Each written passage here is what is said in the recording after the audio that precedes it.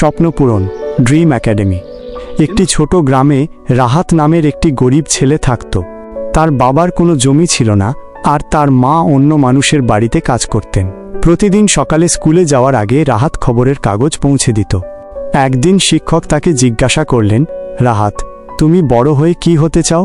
রাহাত হেসে উত্তর দিল, স্যার, আমি এমন একটি স্কুল বানাতে চাই যেখানে গরিব শিশুরা বিনামূল্যে লেখাপড়া করতে পারবে। সবাই অবাক হলো, এমনকি একটি গরিব ছেলেও এত বড় স্বপ্ন দেখতে পারে।